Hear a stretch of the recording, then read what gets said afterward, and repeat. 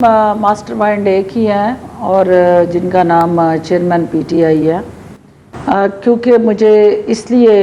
इस हवाले से पता है क्योंकि जब ये रेफरेंस फाइल हुआ तो मुझे लेट नाइट कॉल करके खान साहब ने पर्सनली मेरे फ़ोन पे मुझे कहा कि तुम जाके प्रेस कॉन्फ्रेंस करो कि ये जो है ना कोई भी मुकद्दस गाय नहीं है और इस मुल्क में सबका एहतसाब होना चाहिए। मैंने उनसे गुजारिश की कि सर चूँकि मेरा तो ये डोमेन नहीं है, I am not legal expert, और वहाँ ज़ाहिर है क्वेश्चंस होंगे, लोग सवालो जवाब करेंगे और अल्टीमेटली मेरे पास तो वो लीगल कोई आंसर नहीं होगा और किन ग्राउंड्स पे किन बेसिस पे मैं ये प्रेस कॉन्फ्रेंस कर रही हूँ। तो उन्होंने कहा कि law minister will accompany you, और लॉ मिनिस्टर ज़ाहिर है आपको पता है कि उस वक्त जो है वो लीगल जो भी हमारे अटॉर्नी जनरल और ये सब का कंसेंसस ये था कि जो खान साहब कह रहे हैं वो हमने बात करनी है, क्योंकि मैं बीइंग अ इंफॉर्मेशन मिनिस्टर मेरा काम था उनकी प्रेस कॉन्फ्रेंस को कंडक्ट करना, कम्युनिकेट करना और उनको फैसिलिटेट करना। लेकिन उसके अंदर जो एक चीज़ बिल्कुल 100% अयां है और फैक्ट्स एंड फिगर्स की बेसिस पे मैं कन्विंस्ड हूँ कि खान साहब ही इसके रुएं थे। खान साहब के पास बैकग्राउंड में क्या इन्फॉर्मेशन थी, उसके पीछे कौन लोग थे जो उनको ये सारा जो है वो मेंटली कन्विंस कर चुके थे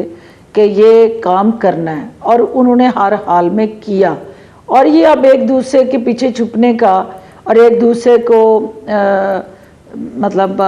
मर्रुद इल्ज़ाम ठहराने का मेरा नहीं ख्याल कि ये सीना तान के अपनी जिस दीदा दलेरी से उस वक्त नैरेटिव दे रहे थे इस वक्त भी एक्सेप्ट करें और कहें कि हाँ हम जिम्मेदार हैं, हमने किया। तो ये एक अबहाम और ये एक लुका छुपी का जो अमल है वो अल्टीमेटली ज़ाहिर है आपको पता ही है कि सब जो है वो एक जो खान साहब की ख्वाहिश और उनका एक बयानिया होता था इंतहा पसंदी का कि ये करना है, ये करना है, और उसको हैमर करना फिर सबकी मजबूरी थी। तो ये अब बाकी मुझे नहीं पता, मैंने केस को पढ़ा नहीं, चीफ साहब के फैसले के हवाले से अभी डिटेल मैंने नहीं देखी है कि उस पर उन्होंने क्या कहा है, वो धरना केस पे क्या कहा है, क्योंकि मैं बिजी थी तो I can't comment on that के उनकी तरफ से। मैं आपको बता देती हूँ जो दो तीन बुनियादी बातें हैं ना फैसले में, फिरदौस साहिबा, जो तीन बुनियादी बातें जी तीन जो बुनियादी बातें फैसले में सामने आई थी, जो एक तो ये था कि इदारे जो हैं वो अपने अपने हुदूद में रहें, कोई भी जमहूरी हुकूमतों के मामले में मदाखलत नहीं करे। और आपको पता है इंटेलिजेंस एजेंसीज के हवाले से भी उन्होंने कहा था कि पेमरा की ये बंदिशें, चैनल्स बंद करना, ये कवरेज को रोकना, और उसके बाद आपको याद है वो एक बड़ी डैमनिंग किस्म की वीडियो भी मौजूद है जिसमें डीजी पंजाब रेंजर्स जो हैं वो पैसे बांट रहे हैं। फिर तीसरी बात ये थी कि कम से कम वो जो कहते हैं ना उन्होंने प्रोहिबिट किया, उन्होंने बिल्कुल एम्फैटिकली प्रोहिबिट किया कि कोई भी दखल अंदाजी जमहूरी हुकूमतों में किसी भी इदारे के फर्द को नहीं करनी चाहिए, और कोई फतवा आके दे दे इस मुल्क में और कोई बात कर दे, कोई फैसला सुना दे, सादर कर दे, तो उस पर हमें अमल नहीं करना, उसको प्रोसिक्यूट करना है, क्रिमिनली प्रोसिक्यूट करना है, पाकिस्तान पीनल कोड के हवाले से भी और जो हमारे एक्ट्स हैं उनके हवाले से भी। तो ये बड़ा क्लियर एक मजमुआ है जो इस फैसले का नतीजा था, जिसके बाद ये पिटिशन दायर हुई। आज शेख रशीद साहब को भी पिटिशन नहीं रखनी, आज जो पेमरा के चेयरमैन है एग्जिस्टिंग वो कह रहे हैं जी मुझे उनका तो नाम ही गलत था, तो कह रहे थे आपका एक्चुअल में नाम क्या है, इसमें नाम क्या है, तो ये कहीं और से तो इसकी जो डोरियां हैं वो हिलती हैं। तो मैं ये जानना चाह रही हूं कि खान साहब ने चले मास्टरमाइंड किया होगा प्रेसिडेंशियल रेफरेंस को, जस्टिस काजी फाइज के खिलाफ मुहिम को, उसको बिल्कुल किया होगा, आपकी बात से मैं इत्तेफाक भी कर लूं, लेकिन फिर एक्चुअल में ये धरने के पीछे कौन इन्वॉल्व है, क्योंकि जो जनरल रिटायर्ड फैज हमीद का बार बार नाम लिया जाता है और फैजाबाद धरना भी है, तो उस पर आप क्या समझती हैं कि चीफ जस्टिस कामयाब हो जाएंगे ये बात बावर कराने के लिए कि कौन मास्टरमाइंड है, उसको पिन पॉइंट करा के उसको कम से कम कैफर किरदार तक लाएं, ताकि कम से कम कोई सिविल मिलिट्री बैलेंस क्रिएट हो सके इस मुल्क में? सना असल में ये हमारे लिए सबसे बड़ा हैरान कुन बात यह थी कि 22 साल की सियासत में हमने सियासी लोगों को तो एग्रीमेंट्स पे साइन करते देखा, सुना, और मीडिया के अंदर उसको हम हाईलाइट भी करते रहे, लेकिन ये पहली दफ़ा था कि कोई एग्रीमेंट जो वहाँ किया जा रहा है उनकी एग्ज़िट स्ट्रेटजी का, उसके ऊपर साइन कोई यूनिफॉर्म में मौजूद हमारे एहलकार जो हैं वो कर रहे हैं। और फिर दूसरी बात ये थी कि वो जो पैसे देने की, उनको वापसी की किराए दिए जा रहे थे घर भेजने के लिए, वो जिस तरह से अलानिया वहाँ पे एक कंडक्ट सब ने विटनेस किया, तो ये भी एक हैरान कुन बात थी, क्योंकि कभी भी इस तरह से दीदा दलेरी से और सरेआम जो है आप किसी भी इस तरह की किसी मैनिपुलेशन में इन्वॉल्व नहीं हुए। तो ये वो सारे सवालिया निशान थे जो ताने बाने मिलाते थे कि भाई ये चीज़ें जो है उसका आर्किटेक्ट कौन है या उसका प्रोड्यूसर इस फिल्म का कौन है, और फिर हदायतकार कौन था जिसने ये सारी फिल्म जो है उसको अल्टीमेटली इस मकाम तक लेके आए। और ख़ास तौर पे जो रिलीजियस एक्सट्रीमिज़म है,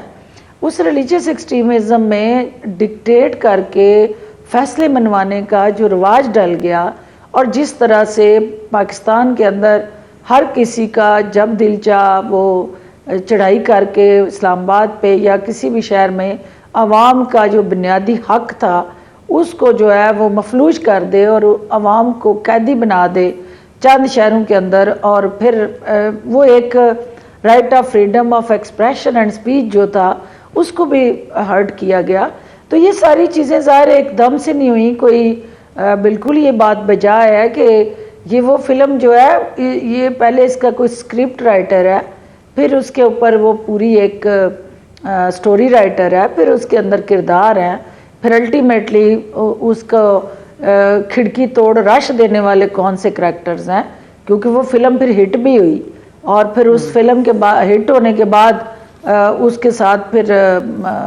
साजबाज भी हुई और मैसेज भी गया, और उनकी सुपरमेसी जो पहलवानी दिखाने आए थे उनकी सुपरमेसी को माना गया, और फिर उनके साथ डायलॉग हुआ। तो माइट इज़ राइट का कॉन्सेप्ट इस मुल्क में मुतारफ़ हुआ कि जिसके हाथ में डंडा होगा, बंदूक होगी, सरेआम असला लहराया गया। तो वो सारी एक रियासत के हवाले से भी सवालिया निशान उठे कि रियासत इतनी कमज़ोर नहीं हो सकती कि इस किस्म के गिरोह, प्राइवेट मलेशियाज या कोई भी तंजीम जो है वो उठ के आके रियासत को मिलान करने की कोशिश करे और रियासत को जो है उससे टकराने की कोशिश करे। और ये एक अबहाम है जिसको दूर होना चाहिए कि असल हकायक क्या थे। अच्छा, ये तो 6 फरवरी 2019 में जब फैसला आ गया, जो पिटिशनर्स चले गए अपने मामलात लेके कि नजरसानी करें, कि ये कहना का मकसद था कि जस्टिस काजी फायज़ी साहब अपने फैसले को वापस ले लें, उस दौरान पाकिस्तान तहरीक इंसाफ की हुकूमत में क्या तासुर था, क्या उनका रिएक्शन था कि इसको उन्होंने कोई बाकायदा लेके चलना है, या वो समझते थे कि सिर्फ पिटिशन दायर कर देने से, नजरसानी की रिक्वेस्ट कर देने से उनके मामलात सुलझ जाएंगे? अगेन मैं ये नहीं कहती कि मास्टरमाइंड क्राफ्ट्समैन कौन है, लेकिन इनका रिएक्शन क्या था? ये कुछ मामलात को लेके आगे चलने को या फैसले पर अमल दरामद करने को तैयार नजर आते थे? देखिए, ये एक आपकी लीगल टीम है जो इन चीज़ों को देखती है, और लीगल टीम जो है वो बंद कमरे में प्राइम मिनिस्टर या उसके साथ जो रेलेवेंट टीम है उससे कुछ हकायक शेयर करती है, तो वो तो एक आम कैबिनेट मेंबर के सामने नहीं आते। लेकिन अल्टीमेटली जो बयानिया बनता है, फिर जाहिर है वो बयानिया जो है मीडिया स्ट्रेटजिक कमेटी के अंदर डिस्कस होता था, और उसके अंदर जो मीडिया स्ट्रेटजिक कमेटी जो थी वो अल्टीमेटली उस बयानिए के अंदर ये रूल ऑफ लॉ और कोई मुकद्दस गाय नहीं है, और अल्टीमेटली